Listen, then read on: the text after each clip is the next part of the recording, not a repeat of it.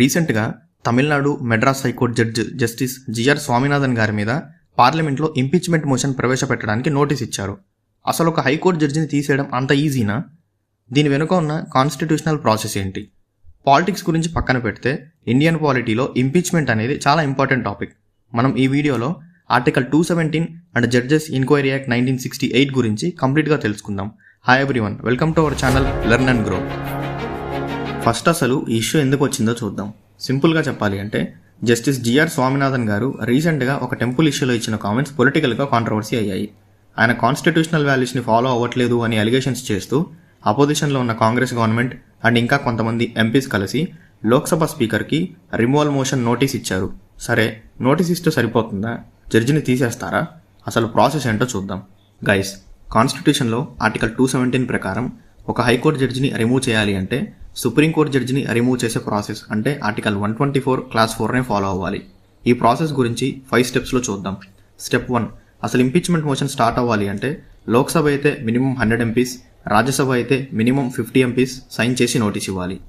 Step 2, ఈ మోషన్ని accept చేయాలా వద్దా అనేది లోక్సభలో అయితే స్పీకర్ అండ్ రాజ్యసభలో అయితే చైర్మన్ డిసైడ్ చేస్తారు. అలానే వాళ్ళకి ఈ మోషన్ని రిజెక్ట్ చేసే పవర్ కూడా ఉంటుంది.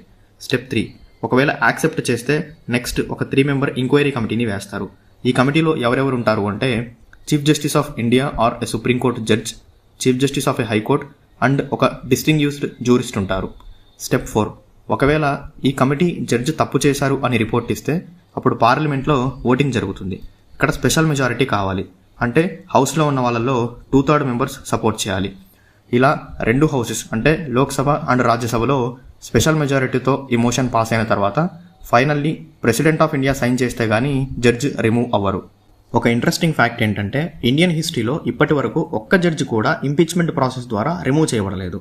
1993లో జస్టిస్ వి రామస్వామి గారి మీద మోషన్ పెట్టారు కానీ ఓటింగ్లో ఫెయిల్ అయింది. 2011లో జస్టిస్ సౌమిత్ర సేన్ గారి కేసులో రాజ్యసభలో మోషన్ పాస్ అయింది కానీ లోక్సభలో ఓటింగ్ జరిగే ముందే ఆయనే రిజైన్ చేశారు. సో టెక్నికల్లీ ఇండియాలో ఇప్పటి వరకు ఒక్క జడ్జి కూడా ఇంపీచ్మెంట్ ప్రాసెస్ ద్వారా రిమూవ్ చేయబడలేదు. సో ఇప్పుడు జస్టిస్ జిఆర్ స్వామినాథన్ గారి ఇష్యూ స్పీకర్ దగ్గర ఉంది. ఆయన డెసిషన్ బట్టి నెక్స్ట్ ప్రాసెస్ ఏంటి అనేది మనకు తెలుస్తుంది. మీకు ఈ టాపిక్ క్లియర్గా అర్థమైంది అనుకుంటున్నాను.